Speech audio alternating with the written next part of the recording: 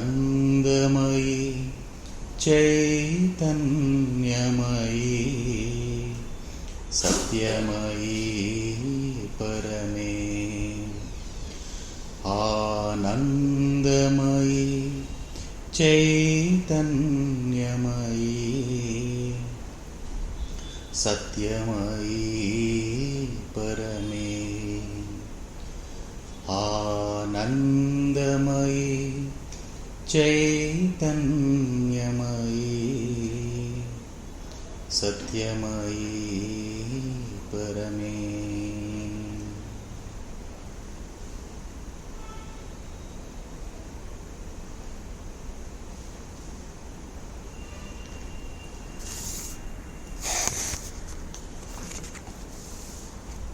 Namaste one and all. Today the topic is rejection.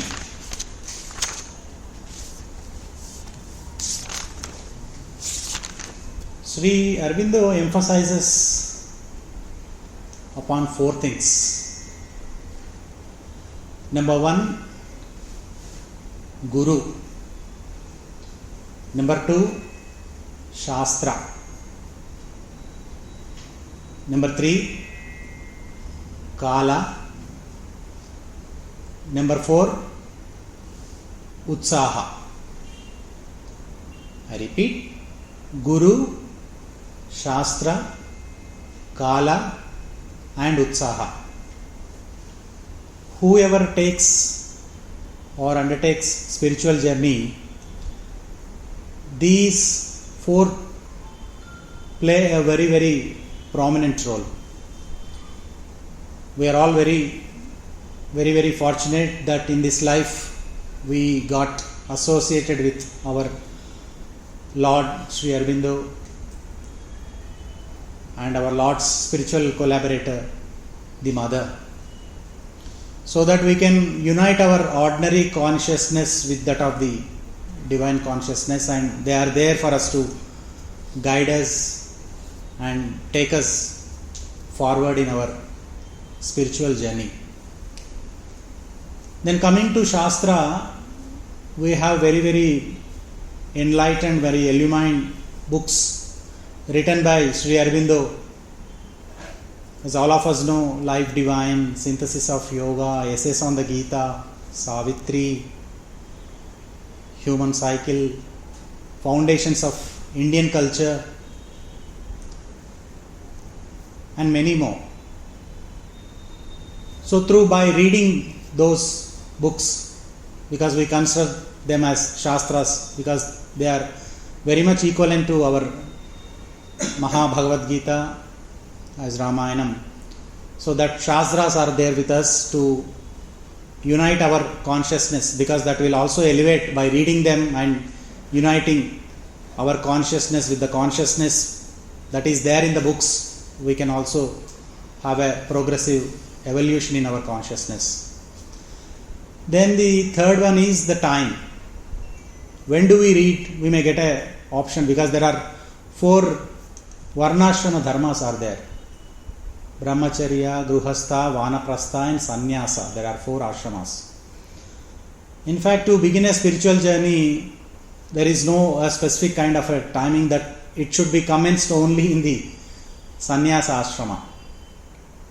If the spiritual journey, if it itself taken up at Brahmacharya ashrama, the very starting itself, and that is continued throughout the Sannyasa ashrama, then there will be so much enlightenment.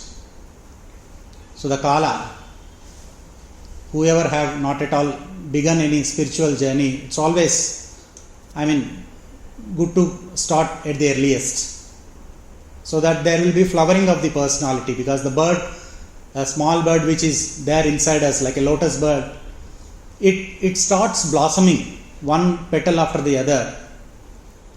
When the grace and light, love, power and ananda of the Lord Sri Aurobindo and the Mother keeps on pouring on that bird, one petal after the other, it slowly goes on blossoming it, and it becomes a full-blown lotus. Not only it gives so much radiance and fragrance to one's own life, but it also brings so much peace and ananda to the lives of the others, whoever come in contact with such kind of a sadhana who are practicing. The last one is utsaha. Thought is there, impulse is there. If it is not translated into action, then there is no use. That's why mother also in our ashram, they give so much emphasis. They emphasize much on this karma. In fact, one sadhak writes a letter to Sri Aurobindo just so that I can join the ashram. Please give me some mantra diksha so that I can join the ashram. But this news reaches to Sri Aurobindo, and the Sri Aurobindo says that here we don't give any kind of a mantra diksha. We give work here so that it will help you to elevate your consciousness. It abolishes, it removes all your ego. So that's how Sri Aurobindo says that the karma has, it is the widest possible entry into Sri Aurobindo's integral yoga is only through karma. So for that we need to have so much of utsaha. The fourth one is utsaha, enthusiasm. Having a thought or a kind of a craving itself is not enough. It should be translated into action and with so much of enthusiasm. That's why in one of our sessions also we have talked about utsaham sahasam dhairyam buddhi shakti parakramaha shedete yatra tishtanti tatra devopi tishtati. Wherever these 6 exist, there the Lord also exists. Courage, enthusiasm, all these 6. So that's how the spiritual journey goes on. Coming to this topic, rejection, Sri Aurobindo speaks of triple labor, that is aspiration, rejection and surrender. In this book, The Mother, written by Sri Aurobindo, Sri Aurobindo gives much emphasis on this rejection, because this rejection word is also coined between the aspiration and the surrender. In fact, this is a kind of a psychological process which goes on inside. We cannot walk the path without the surrender, because Sri Aurobindo's yoga itself starts with surrender, and in fact there is no end to Sri Aurobindo's yoga, though we say that it ends with surrender. For that, the very first condition is one should have an aspiration. It's a well formulated aspiration, because there is no yoga without aspiration. Aspiration is a kind of a positive movement of sadhana. It is flame that is carrying us forward. So in the process, if you have a kind of a seriousness that we should replace our ordinary consciousness with that of the divine consciousness, and the divine grace should influence our personality, something we have to remove from our ordinary consciousness to give more space for the divine consciousness to act upon it.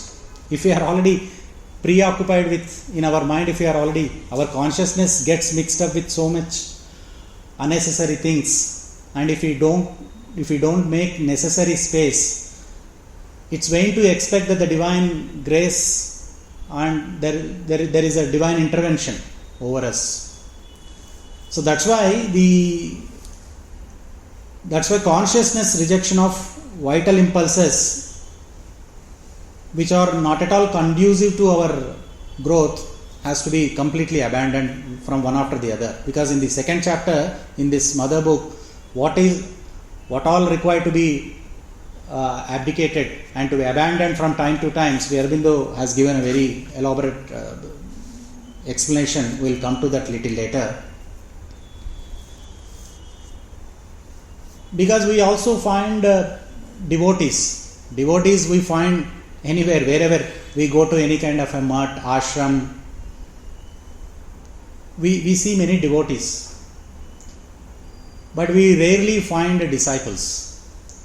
There is difference between devotees and the disciples. Devotees are there all over the world. They go on doing so much of bhajan and are engaged in this one, in regular day-to-day traditional practices. But to become a disciple, one needs to undergo a lot of change in his consciousness. And there are many other things which are also required to be removed from one's own nature. Because as long as one is surrounded by this Trigunas, Sattva, Raja, Tama, because it's the play of the forces which drive us. So there are many things that are required to be removed from our nature, like dullness, obscurity of physical consciousness, inertia, mind's opinions, constructions, fear, lust, greed, jealousy. These are all many things in Sri Aurobindo. In fact, in the Savitri says, they are all cherished gifts. Maname vaatni penchi posistunna unta. It creates as a mask to see the reality by us.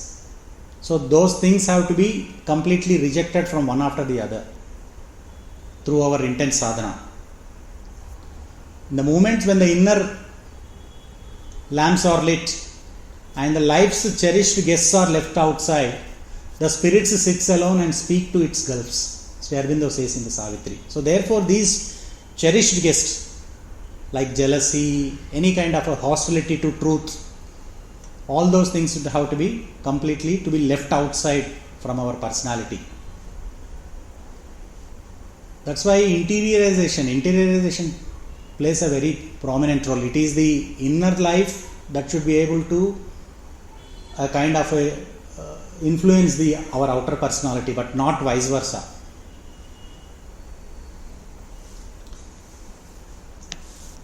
Then there are also, we know that there are Harishad Vargas, Kama, Krodha, Lobha, Moha, Madamatsarya.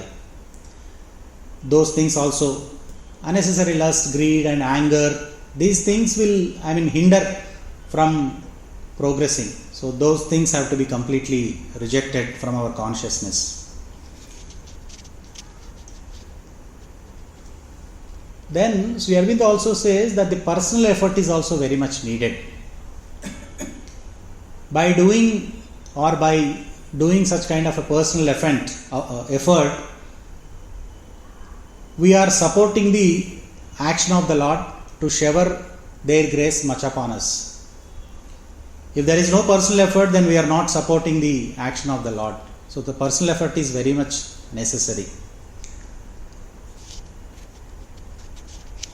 Then there is one concept of a suppression. We know that whenever a thought and an impulse comes, because the mind gives a suggestion saying that why don't we suppress for the time being. But suppression is not a permanent solution. Suppression is only a temporary, it goes to the subconscious level and it explodes again at a later point of time. So that's why it's always better to refuse. Let us learn to refuse to lower things. The moment the thought enters upon it, there itself we should make a practice. We should indulge in a kind of a practice that we should see to it that the thought doesn't enter into us. Slowly,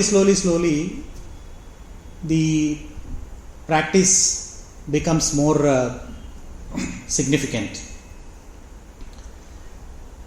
Then refusal, in fact, is different from suppression, as we have indicated just now. In fact, Sri Aurobindo also says that medieval ascetics shunned women. They thought that the women, in fact, were the cause, and they are the ones who opened door to hell. So they were finding fault with the opposites instead of finding without realizing that there is something defect in their own nature. They were just finding fault with the others.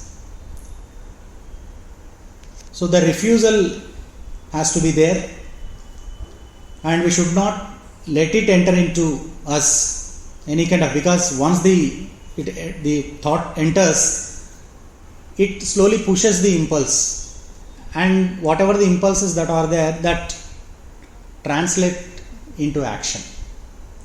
This is a chain thought, then it creates a kind of an impulse in our personality, which ultimately is translated into action. So even impulse comes, do not let it express. Andike antaru kada, think before you speak consciously. So therefore the refuse, Sri Aurobindo says, refuse these lower movements. Everything from mind up to physical level. Sri Aurobindo says everything that is there, that is from the mind up to the physical level, is lower only. So therefore, how much of purification and parishuddhata is required from time to time? Introspection is also very much required. If you want to install the presence of the Lord in a temple, in this mother book, Sri Aurobindo says that you should keep the temple premises clean. Reject. The first one is a refusal, then second one is reject movement, any kind of a vibration, etc. The third one is expression. We should see to it that it is not translated into action. If we get angry, immediately we should take a step back and control our anger, because in Bhagavad Gita also we have come across this. Krodhat bhavati sammoha, sammoha smriti vibramaha, smriti bhramshat buddhinasho, buddhinashat pranashyati. A small anger which ultimately leads to the destruction. Your intellect is lost, you are in a state of delusion, and with that your memory is lost, your intellect is lost. Once the fire, that intellect in our personality is completely lost, then there is no existence on earth. So therefore we should be very, very careful that expression also has a very significant role. If you do it once, it is action. If you do it repeatedly, it becomes habit and then becomes part of external nature. That's why Sri Aurobindo and the mother, in fact, have cautioned a lot about the adolescents, because during this adolescence there is so much of energy, vital energies pushes them to do many things, because they have a kind of a rashness in their personality, ambition, lust, and they are very natural and part of nature. And in fact there are two important words which are samyama and nigraha. Samyama, in fact, is a nigraha is a kind of a putting a lid over a kind of a ball. Our personality is there. If a thought keeps coming up and we temporarily just put a lid over it, and it will not be under control. Whereas samyama, it will regulate it. It will express, through practice, self-control. Through self-control and these tendencies, whatever the tendencies that we have got, they slowly become weak. So practice of self-control plays a very significant role. In fact, I have seen an interview of, I think some of you also have seen the interview of Maurice Shukla with Narada. he keeps interviewing many senior sadhaks. So one of such interviews, Maurice Shukla says, in those days, in ashram days, they have very strict time in the playground that 5:30 everybody goes for march forward, and Maurice Shukla, while he was in Sri Aurobindo International School, he has revealed his experience saying that he has too much of addicted to seeing movies outside. I think monthly he was saying that he has a habit of seeing around 40 to 45 movies per month. So one day then the marchword was going on, he told a lie. I think the sports ground in charge was Nirodha at B. He just told a lie that I am going to meet the mother. So he just informed him and went to the theatre movie. Then he was just watching it. While watching that, suddenly that a screen was cut off and some kind of a power disruption. Then he was also amongst many that was also shouting in those days. So immediately the projector repairer is also from Sri Aurobindo Ashram. Somehow he saw, and his gaze was on this Maurice Shukla, who was also there in the theatre. He didn't say anything, but ultimately he goes and informs it to Nirodha, and then Nirodha doesn't say anything, but immediately, having come to know this Maurice Shukla, just writes a letter, sincerely writes a letter to the mother. Mother, I have got this habit of seeing the movies 40 to 45 really, but I am not able to overcome that habit. Please guide me in this path, something like that. And then mother immediately gives a mantra to him, and he goes on reading that mantra and practices it, and ultimately slowly it comes down by constantly reading that. So that's how, these are all examples for us to submit ourselves to the Lord's feet about our weaknesses, so that the Lord will change us. And one more thing is, in this spiritual journey, Sri Aurobindo also emphasizes on three things. One is psychicization. Second one is spiritualization. The third one is supramentalization.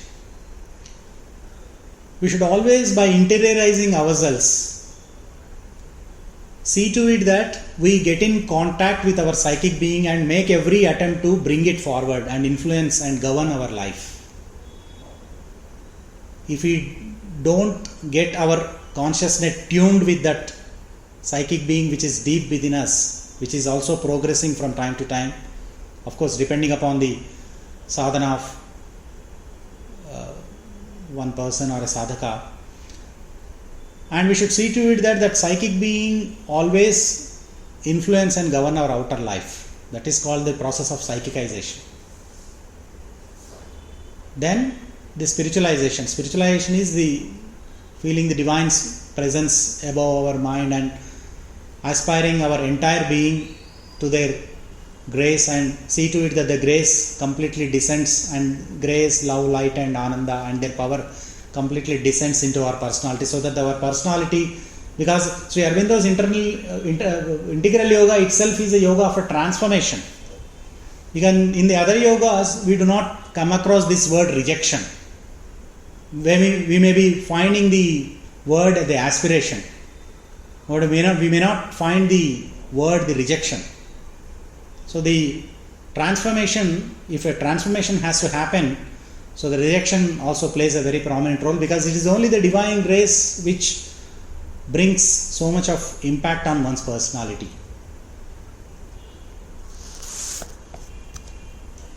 Then the ultimately supramentalization is animal man's consciousness to the divine man's consciousness. It will take some time, because in Savitri also we have come across our nature shall live to manifest a secret God, the spirit shall take up human play, and the earthly life become the life divine. This is the ultimately supramentalization process. Therefore, since we are talking about this transformation, this rejection also plays a very important role. So decisive conquest over the lower nature is mandatory, because we, with a limited human mind, we go on always seeing the errors in others always. In fact, Sri Aurobindo says in Sri Aurobindo's aphorism, Sri Aurobindo says, there is no sin in this world which is not mine. So whatever we are having inside, that reflects outside. So this is there in the aphorism. And in fact, Sri Aurobindo also says, maybe in 1924 or 1927, in one of the talks I was hearing, that Sri Aurobindo also had a kind of a small peck of a jealousy inside him. And somebody also asked about the mother. Mother said that, see, such kind of it's a very deeply rooted, this kind of a ego, jealousy, and these are all, everything is very deeply rooted. So therefore it has to be removed at all levels, from the mind level up to the physical conscious levels. We should not neglect it and allow it to grow further in our personality. And this rejection is between two things, as we have discussed. It is between the aspiration and surrender. And whatever the movements that we undergo, from time to time we should offer it to our higher movements. Offering from the very depth of our heart to the Lord's guidance. Under any stretch of imagination, we should not postpone it. We make it one more life or any other chance. This is the best chance. Whenever we are aware of it, whenever we are conscious of it, Antarvani antame manamu, adi manaku always, it keeps giving a signal saying that whatever you are doing is wrong. We should be able to listen by interiorizing. Antarmukudamai cheppesi interiorize ayi, we should be able to listen and follow the guidance of the inner voice. So, under any stretch of imagination, it's not desirable to postpone to any next life. Unfortunately, with the grace of the Mother and Sri Aurobindo, in fact, we are all put on a fast forward track in the integral yoga. Because Sri Aurobindo, whatever Sri Aurobindo writes, he writes not from any kind of a social, moral or ethical standpoint. Always Sri Aurobindo speaks from a yogic standpoint. These are all beautiful words. Sri Aurobindo uses equilibrium, samatha, harmony, faith, endurance, perseverance, sincerity. And we all of us know that whatever Sri Aurobindo represents in this world is not a teaching, not even a revelation. It's a decisive action direct from the Supreme. So we should keep that in mind, and whenever any kind of unnecessary thoughts or any kind of vital impulses which are not at all conducive to our personality, they have to be washed. Like if we wear a kind of a shirt, we get a stain and 2-3 stains here and there. If we go on washing it and the stains come, it's always better to completely change like a bed sheet. So those things should be remembered.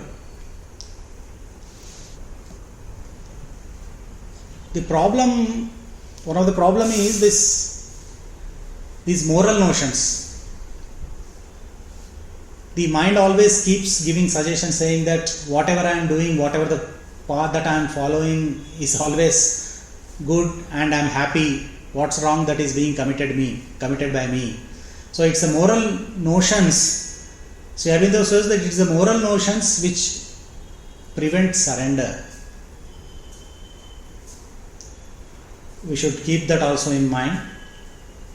And ultimately, we also know that for all of us, the mother is the beginning. For us, mother is the path and the mother is the goal. So if we encounter any kind of a problem in day-to-day life or which is hindering our progress in evolution, we should be able to openly discuss all these things and submit it to the influence of the Lord. And now coming to this, the mother book, in the chapter 2, whenever you find time, because this is a very wonderful book written by Sri Aurobindo, and about the 4 aspects of the mother and many other things about the money have been very, very vividly described by Sri Aurobindo. In this, the second chapter, Sri Aurobindo says, in yoga also it is the divine who is the sadhaka and the sadhana. It is his Shakti with her light, power, knowledge, consciousness, ananda, acting upon the adhara, and when it is open to her, pouring into it with these divine forces, that makes the sadhana possible. But so long as the lower nature is active, the personal effort of the sadhaka remains necessary. The personal effort required is of a triple labor of aspiration, rejection and surrender. I'll just skip this aspiration because it's a flame and that carries us forward. We should have a kind of an aspiration to lead divine life. Coming to the rejection topic, Sri Aurobindo gives in fact a very big list. Rejection of the movements of the lower nature. Rejection of the mind's ideas, opinions, preferences, habits, constructions, so that the true knowledge may find free room in a silent mind. Rejection of the vital nature's desires, demands, cravings, sensations, passions, selfishness, pride, arrogance. All these things have to be rejected. Pride, arrogance, lust, greed, jealousy, envy, hostility to the truth, so that the true power and joy may pour from above into a calm, large, strong and consecrated vital being. Rejection of the physical nature's stupidity, doubt, disbelief, obscurity, kind of a stubbornness, obstinacy, pettiness, laziness, unwillingness to change, tamas, so that the true stability of light, power, ananda may establish itself in a body growing always more divine. Chudandi, it's a very, very, very big list given by the Sri Aurobindo that all these things have to be completely rejected from time to time.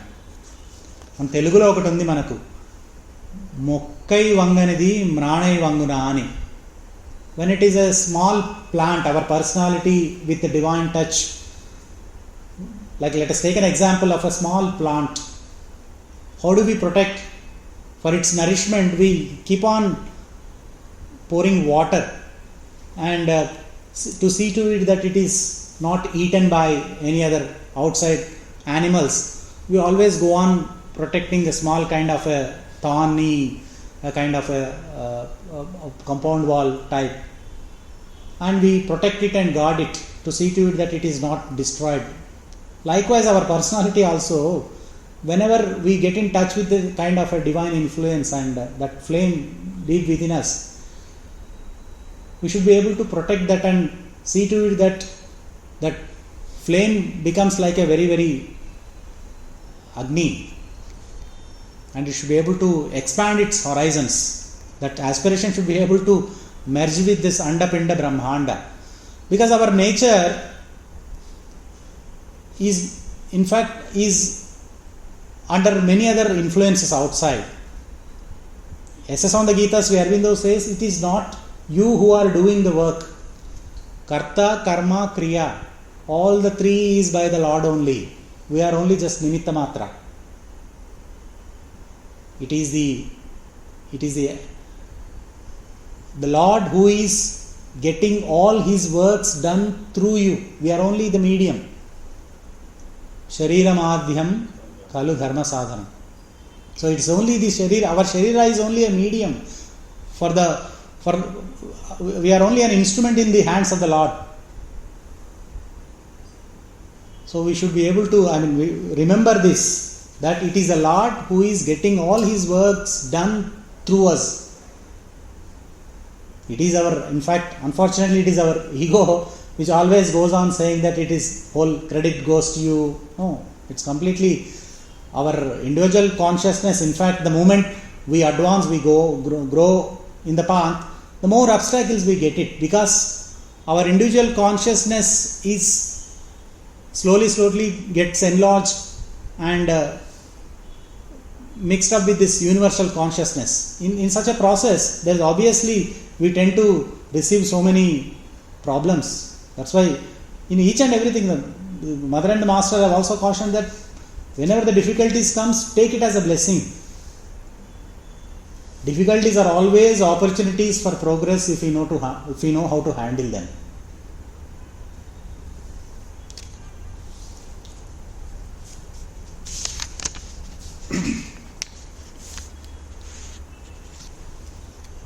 So we should be able, and with regard to this, the Sri Aurobindo also says it is the divine through his Shakti is behind all actions. That's why in Isha Upanishads also we have a very first sloka is Isha Vasya Nidam Sarvam Yatkincha Jagatyam Jagat Tena Tyaktena Bhunjita Magruda Kasyas Vidanam. This whole world is for inhabitation of the Lord. So this Karta, Karma, Kriya is all is the divine. And to be conscious that the divine is working through the ego of the jiva in the lower nature.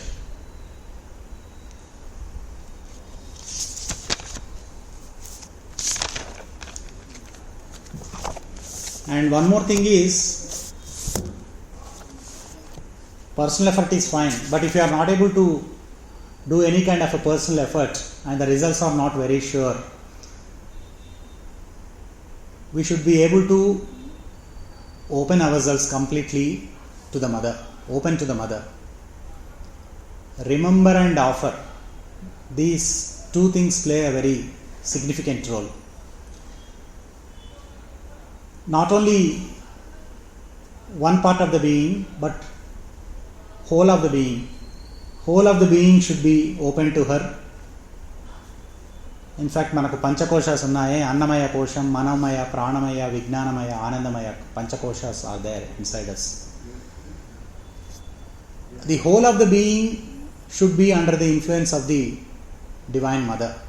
It is only the Divine Mother's and grace and intervention which really changes the very course of circumstances. In fact, that's why this Swadhyaya, Satsanga, these all play a very significant role. Because it's a collective aspiration. The collective aspiration, Sri Aurobindo says, is a collective aspiration. It has a power. It changes the very course of circumstances.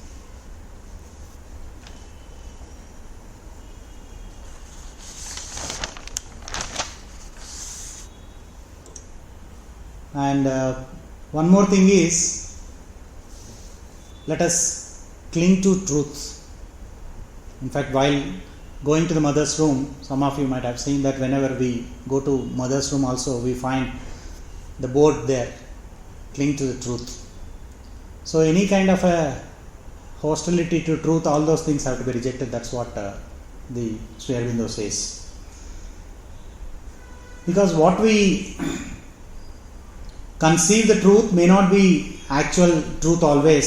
There is always a supreme truth.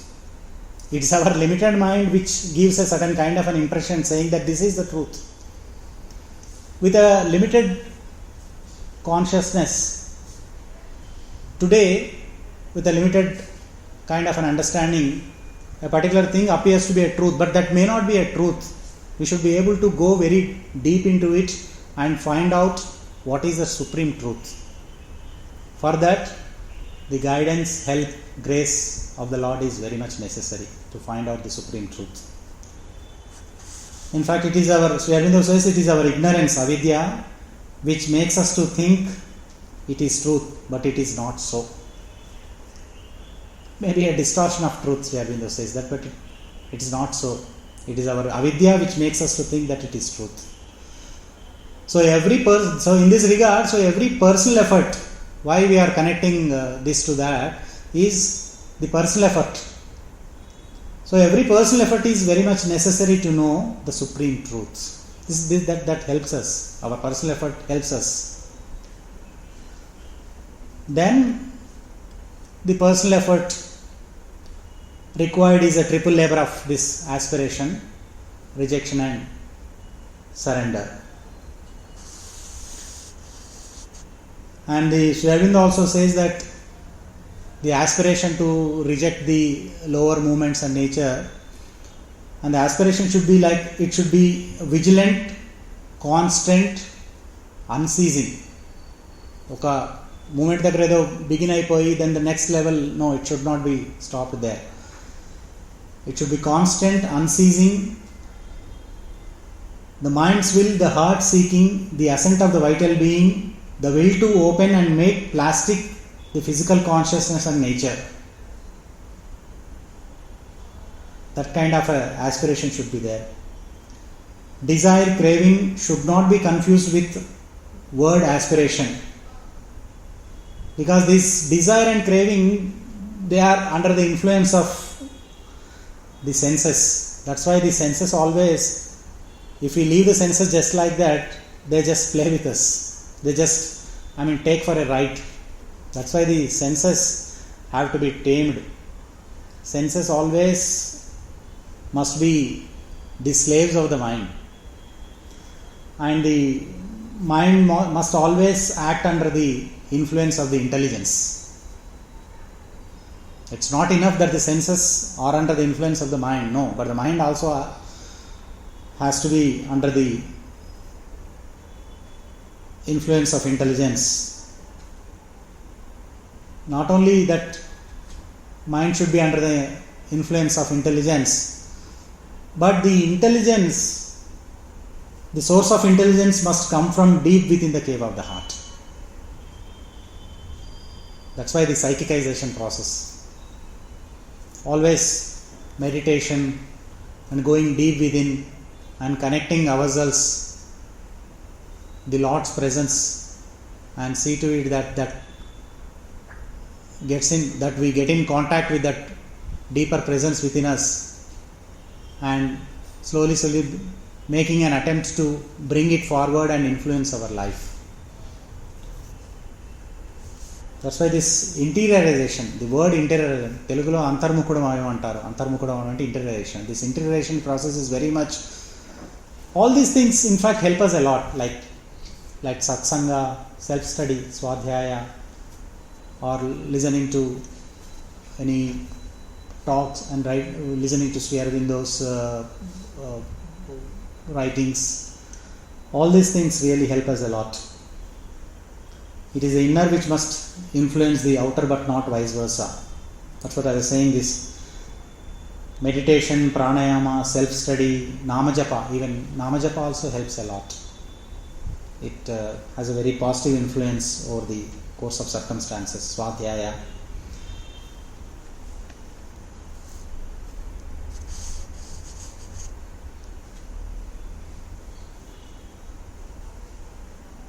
And one more thing, Sri Aurobindo also emphasizes that our personality, because as long as we are caught up in this worldly state of affairs, it's quite natural that we tend to commit many mistakes. That's why it's always desirable and it's always preferable that our personality, our entire being shall be rooted in the divine. Flowering of personality comes into play if our roots are, our entire being is rooted in the divine. Then just now we have discussed that whatever the lotus bud which is deep within us, that what kind of it is, though it is in the form of a small spark, that bud opens, that petal one after the other, it opens and becomes a full-blown personality. Then the other practices, in fact in Ashtanga Yoga, the Patanjali also says Yama Niyama Asana Pranayama Pratyahara Dharana Dhyana Samadhi, because these help to achieve self-realization and liberation. They consist of a step-by-step guide progressing from the external to the internal, encompassing ethical guidelines, physical postures, breath control, sense withdrawal. These are all part of this Ashtanga Yoga. If you are very much interested, you may just go through Patanjali Yoga Sutra. What are the disciplines that are required to be followed, which help us to, make an individuality, a kind of a beautiful personality. Breath control, sense withdrawal, concentration, meditation, and ultimately absorption into the divine. Then this Yama, just few examples. This Yama, the first one of Ashtanga, Patanjali's Ashtanga Yoga is Yama.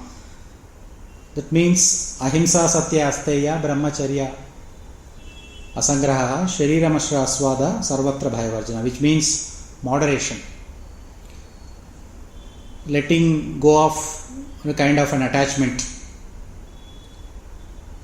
then certain restraints, then not taking what is not yours. All these things, if we develop that kind of an impulse and a thought, we should be able to remove it from the starting level itself. Then Niyama comes to Niyama, it is Shaucha Santosha Tapaswadhyaya Ishvara Pranidhana. Ishvara Pranidhana is a kind of cultivating a kind of a devotion and faith in the Lord. Because it is the faith which is the surest guide in the darkest days, Aurobindo says. We should have that kind of a faith that I am progressing day by day, and whatever the problems that we encounter, the Mother is always there to hold our hand and march us forward.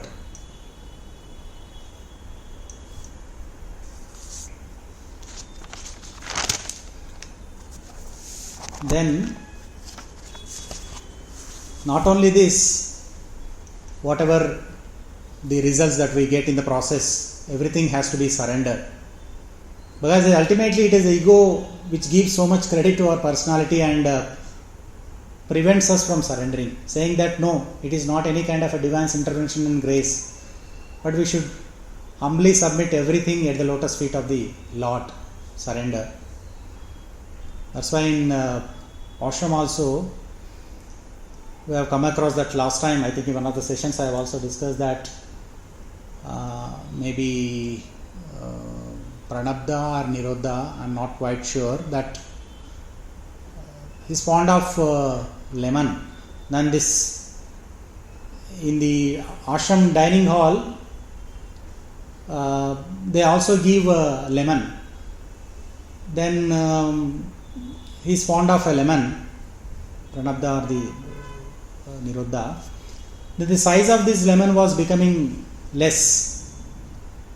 Then the moment he caught the plate and just went near that lemon plate where the lemons are kept there, he had a kind of an urge, a craving inside that I wish I could have two instead of one. Then immediately after getting that, he just submitted that thought and that urge to the Lord and just immediately writes a letter to Sri Aurobindo.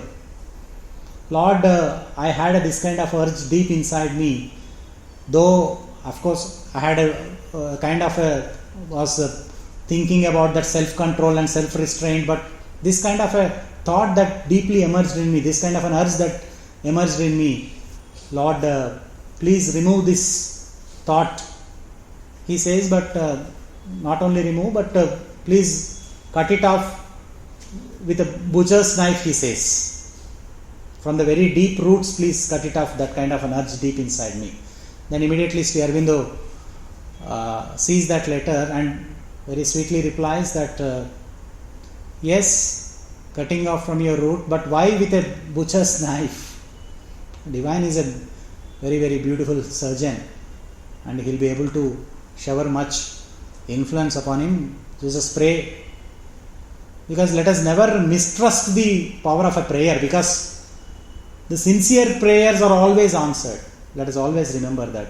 If you are not able to advance and progress in the path and many difficulties that are coming on, because we are completely caught up in so much of darkness. That's the reason in Brihadaranyaka Upanishad we have a beautiful sloka, Asatoma Satgamaya, Tamasoma Jyotirgamaya, Mrutyorma Amrutangamaya. We are all Amrutasya Putra, descended into the grip of this kind of a darkness and death, and we are again going back to that Lord's to merge ourselves, because Amrutasya Putra. The other religions don't want to comment, but they always says that we are all sinners. No, we are not sinners. We are very happy beings. But the moment we caught up in this darkness, this ultimately Ananda has become Dukkha. The Amrutatva has become Mrityu. That's why this Edaite Satyam, the truth has become the falsehood. This is through integral yoga, our journey is thus from leading us from unreal to the real, leading us from darkness to the light, leading us from mortality to the immortality. That is there in the Brihadaranyaka Upanishad. So our endeavor should be that our journey should be towards the illumination and the process of getting ourselves united with that divine consciousness, so that the divine consciousness takes over our personality and the human being becomes the divine personality. For that's why in Bhagavad Gita also Sri Krishna says to Arjuna that you abandon all your own preferences. In fact, Sarvadharman parityajya mamekam sharanam vraja aham tva sarva papebhyo moksha ishyami ashichaha. You abandon all your own preferences, your own choices, everything, your own kind of preference, opinions. You just leave everything. You just surrender yourself. Your surrender means it's not a passive surrender, it should be active surrender. Completely a kind of with a dynamic will. A kind of a dynamic will should be there in our personality to submit our whole of the being without reserving anything. Whole of our being has to be kept at the lotus feet of the mother and their influence, so that the mother will take over our journey. That's what, in fact, one of the conversations we have also seen, that it is not we are doing the sadhana, it is the mother who is doing the sadhana through us. Mother is helping all of us to accelerate our paths. Only thing that is required is to surrender ourselves completely at their lotus feet, unreservedly, without reserving anything for us.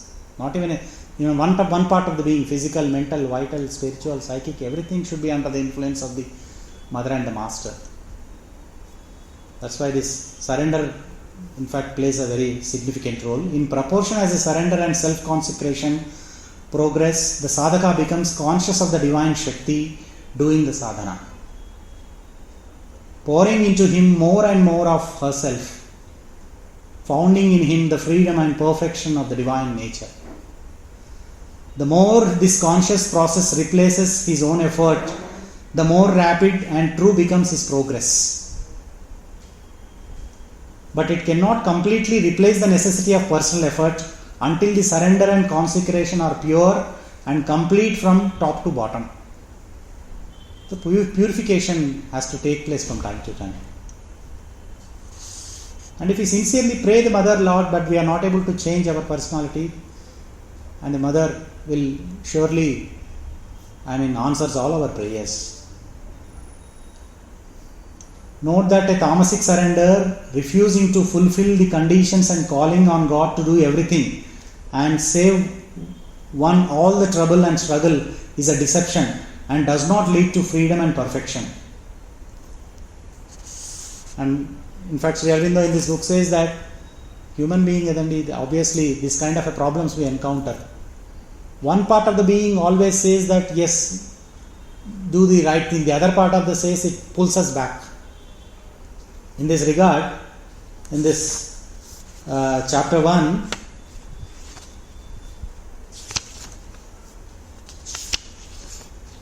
page 4, yes.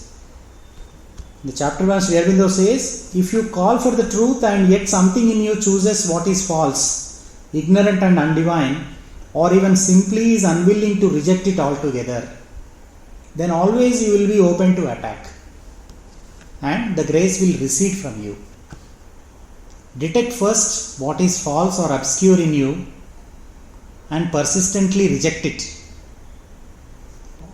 Consciously loaded words by our Lord Jesus. Persistently reject it. Then alone can you rightly call for the divine power to transform you.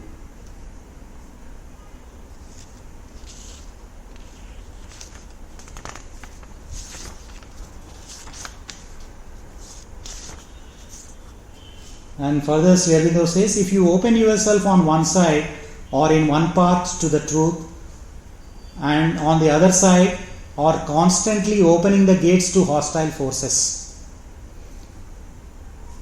Water is completely, if the rain is completely, if it is raining incessantly, and if you are able to accumulate that water in a particular place, and if we cover that, and if a proper surrounding compound wall is constructed, but if we let loose the water by doing a small hole into it, what's the use? Absolutely no use.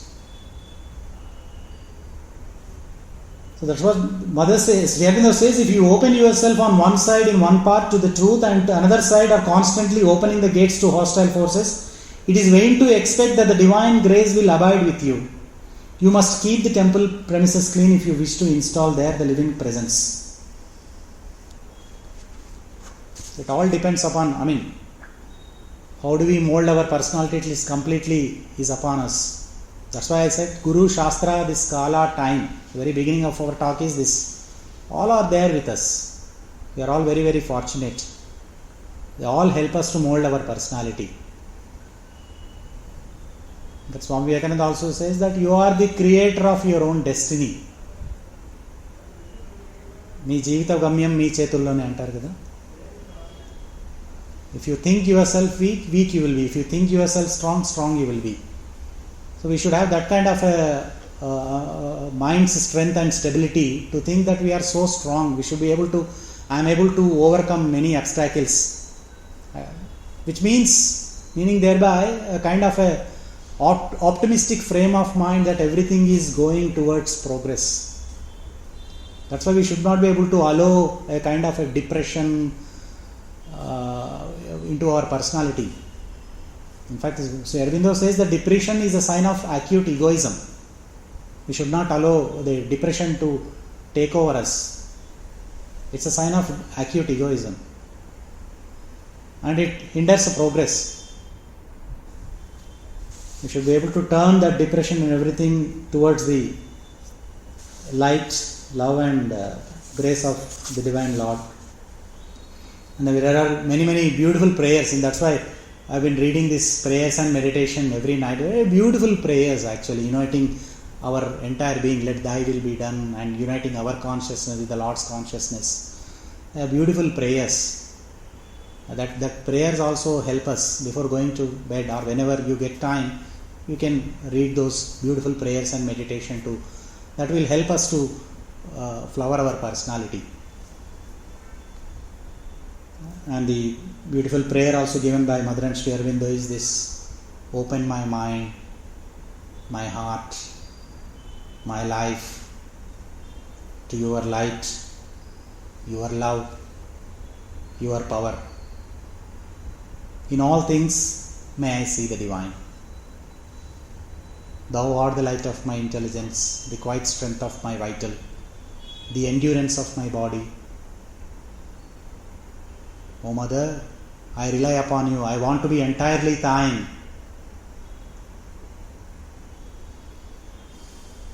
And let me be overcome all these obstacles. So this kind of a sincere prayers always help us to give us so much illumination and show us sunlit paths.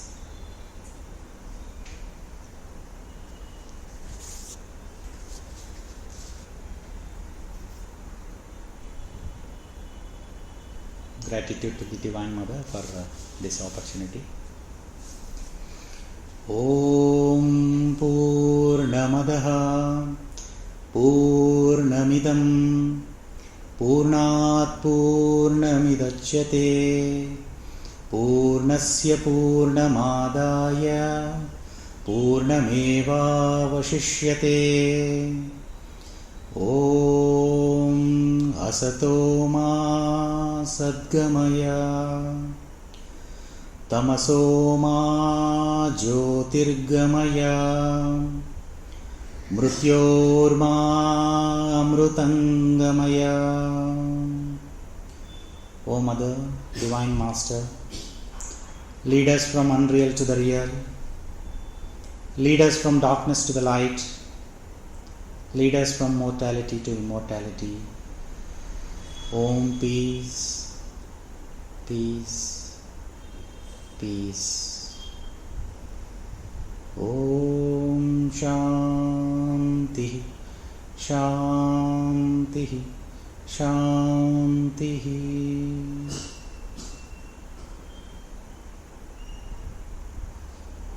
Thank you.